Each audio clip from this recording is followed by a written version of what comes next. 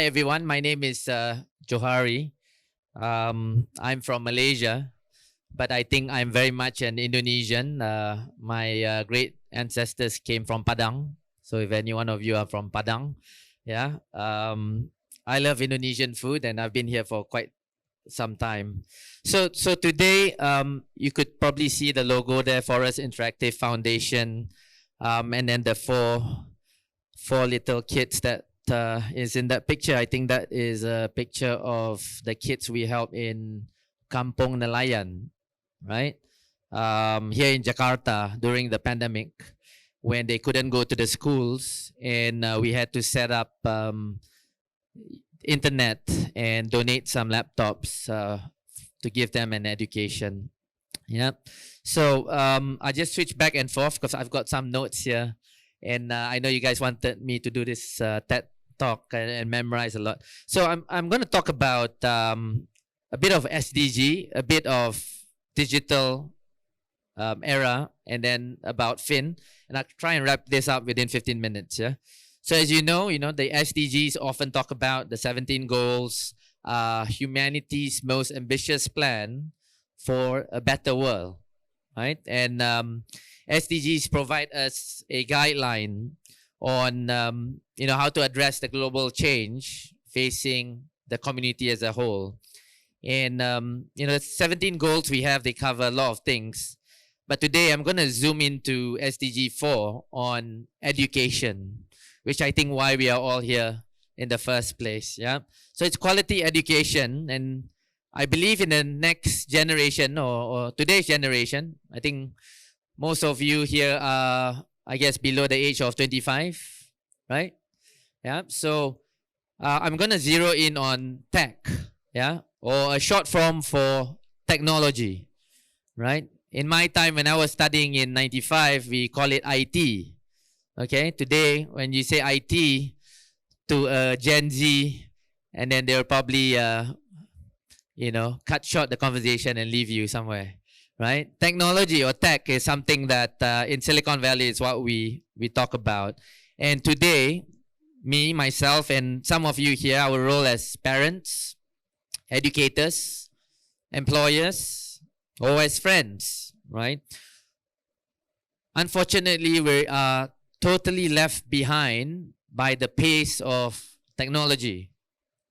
And I feel this is why, as a foundation, we want to highlight the importance of this to all of you, as well as the next generation. So the need, today we have seen digital technologies profoundly make changes in your livelihood, in your childhood. And the internet today is no longer your cyber cafes that I used to grow up in.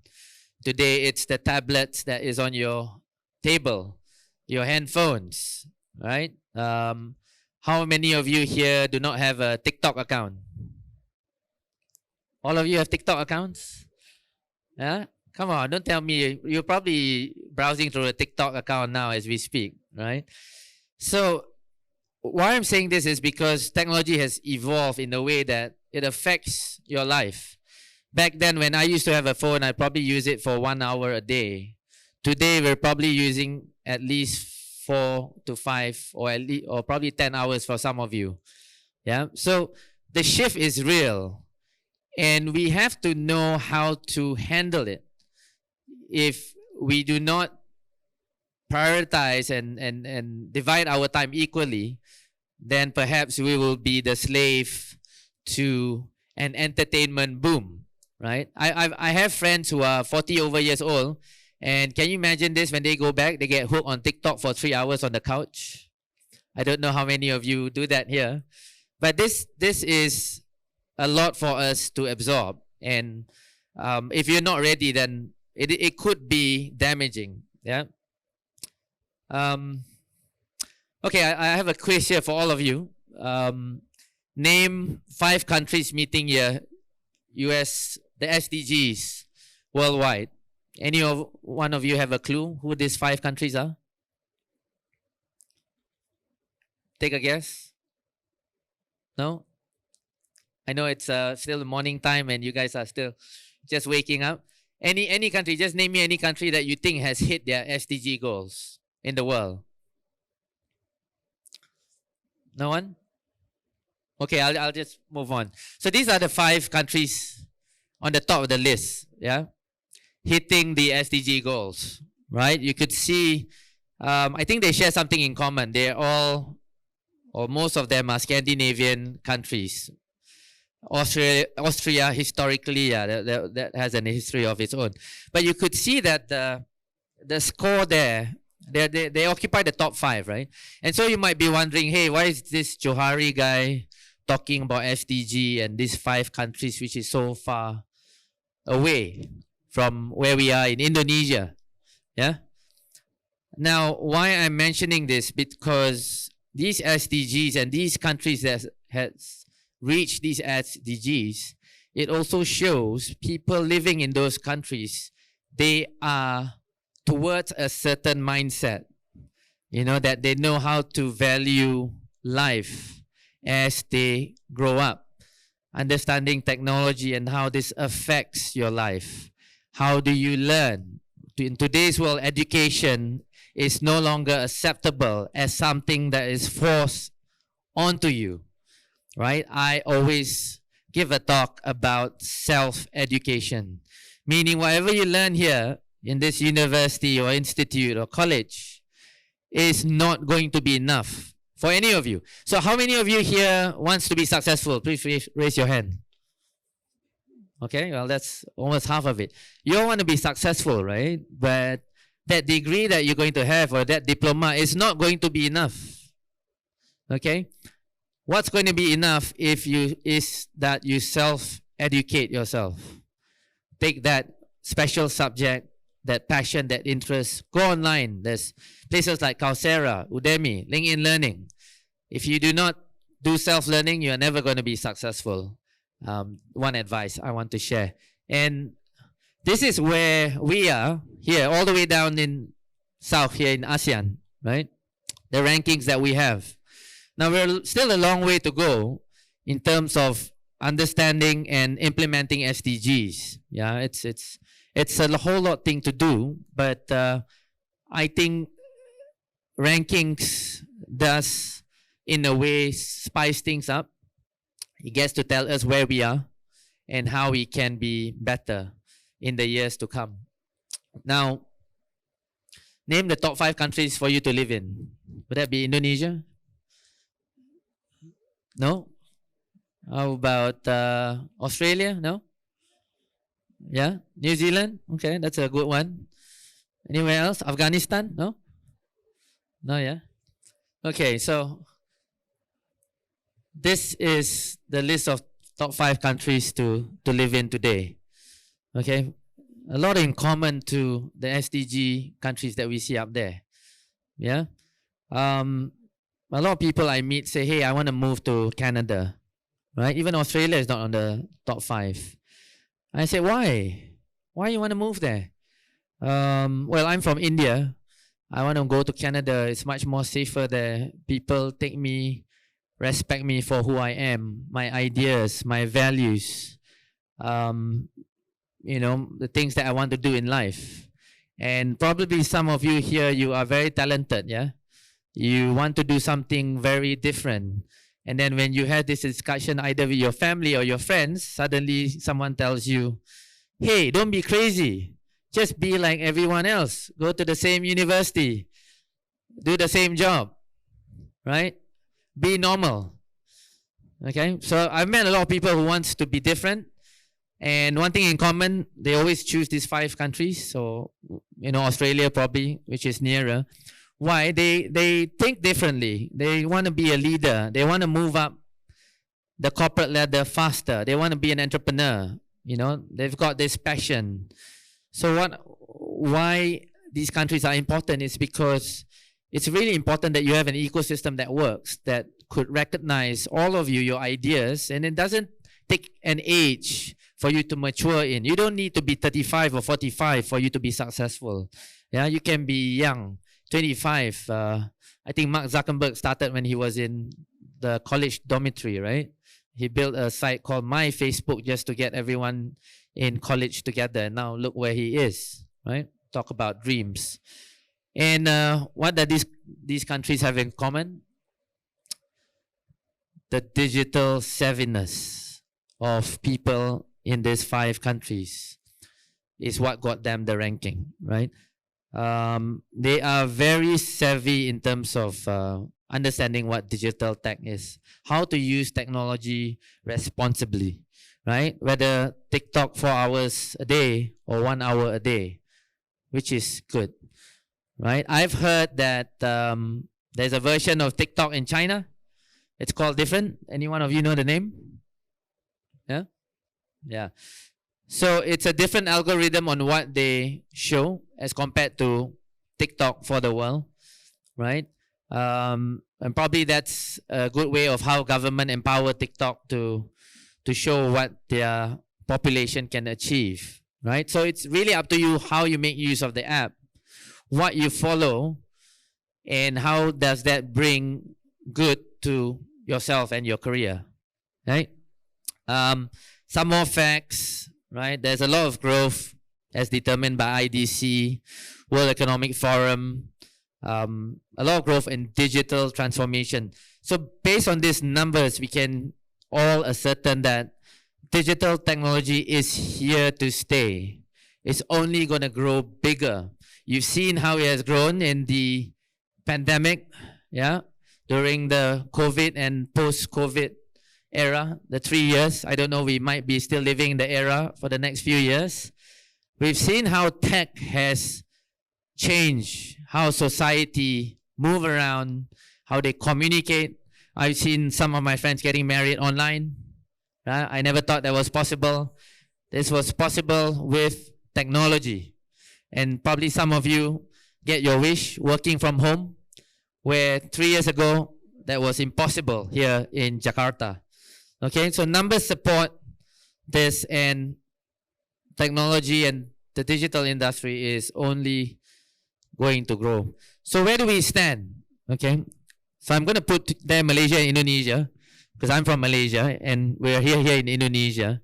And I think a benchmark is important. There's 2 ways or sets of mind you can look at these numbers. Yeah. Negatively, I know you're from Malaysian lah, Cik Johary. Don't have to compare lah with Indonesia. That is a negative way of looking at it. And a positive way at looking at it. Wow, we didn't know we were number 51. That means we have to work harder. We have to overtake this country called Malaysia, and possibly on to overtake Singapore, right? Because Singapore is always number 1 at everything. But this is good. Why? Because Singapore is so close by. Only 1 or 2 hours by flight. And this is why comparison is very important for us to target and how to be better. Right? And I have to be very realistic. 2020 to 2022 has not been good. I'm sure some of you have seen this very close. Family members, cousins or friends closing down business, losing their job. Right? So 2023 is going to be a tough year. That means we have to try much, much more than what you think you are trying now. Right? You have to have determination and perseverance. I think that is the most important word. And also the word grit, G-R-I-T. Okay? It's not G-R-E-E-D. There's a big difference. So you have time, Google it up, G-R-I-T. There is a person called Angela Duckworth who has described it in a TED Talk. Understand it as a 12-minute video and try and emulate it, right? So how do we solve it? In Malaysia, we categorize it into 2. One is STEM, Science, Technology, Engineering, and Maths. The other one is TVET, Technical and Vocational Education. These 2 are very important subjects to generate your interest into tech. You might be lost. You like TikTok, yeah? You like Shopee, or GoTo now, yeah? No more Gojek, yeah? GoTo, right? And you want to know, how do I find a career in these companies, right? So in Malaysia, we try and understand science, technology, and then from there choose what sort of career you want, whether it's digital advertising, digital marketing, becoming a data scientist, right? Or even a network engineer, if you want to know core networks, you like servers, PCs, assembling stuff, more practicality. So there's a lot of vocational education in tech, right? So the business that I talk to, they really want to hire more tech people, but you have to educate yourself for you to be able to be attracted by those good companies, right? And lastly, what we do at Forest Interactive Foundation, or what we call FIF. And so FIF, we talk about future innovators. We want more future innovators like yourself to innovate and also be very realistic in understanding how you can help in terms of the SDGs, giving back to community, and also the environment. You got to be fair. Not everything is about work, money, and being successful, right? Once you are on the way, you have to give back and help the ones that has not managed to, be as successful as you are. So we want to empower our talents, our own talents, for them to empower other people, the community, and the society. Yeah. So we've done 100 plus outreach programs. We work with 40 plus sponsors, and to date we help about 3,500 over students.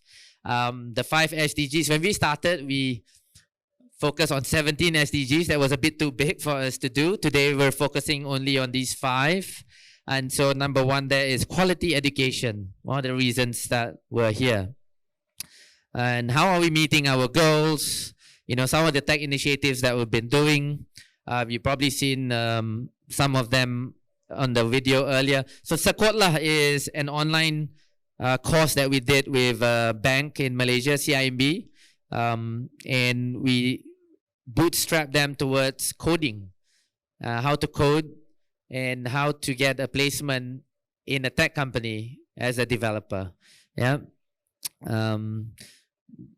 This was the finale, they actually won Best Capstone Project. We incentivized them. These are some of the other pictures of us giving talks to students to talk about the interest into technology itself, right? This was one of the events we did, Biohackathon in Sabah. People in Sabah talk a bit differently than people in Kuala Lumpur. And that's why you can see from the video. We did a hackathon, 36 hours of not sleeping. So just there in the hotel, trying to develop an app, a program based on some of the SDG framework that we have. And within 36 hours, that's 1.5 days, they managed to develop an Android app for us to test out. So some of the things that is interesting in the tech industry. This is also another project that is very close to my heart. You can see the picture on the top right. So that is a water tank. And before we installed that, the villagers had to walk for 1 kilometer every day downhill, grab, I think, 5 liters of bottles. And most of them doing this was women, interestingly. Yeah. And they have to walk for 1 kilometer up to the houses to bring water. That was how hard life was for people in the villages, yeah, orang asli. Yeah. So what we did was we installed a solar panel, a water pump, drain the water from the well, and then push it uphill towards the water catchment. And that is how we try to give back to the community. So a lot of you here, you guys are young. When you grow older a bit, right? Try and give back whenever you can. Yeah, don't ever forget about that. So how do we do that? So we believe that we have to empower our own talents. Our talents are our ambassadors. If our own talents don't believe in it, 200 over of them, then it is difficult for us. So thankfully, we empower this through our own organization. We tell them that how it's important to represent these values. One of it is we celebrated Happy International Day of Forests since we're Forest Interactive. We did the replanting exercise with the trees, and also educated our talents how important it was to be green, to live among an ecosystem where it's healthy, it's vibrant, and you get to learn as well as you do that. Some of our partners that we work with along the way, hopefully today we'll have 2 or 3 more new partners to work with, and why we believe in today's event is, I think, the 1+1 approach. In this case, it's a 1+1+1. We have more visibility, and it also creates more impact from a combination of multiple networks of working together, right? As you know, the saying goes, if you want to go fast, go alone. If you want to go far, go together, right? And so we hope that this enlarged platform will be able to enable us to work more smarter way, and working here in Indonesia together with the new partners.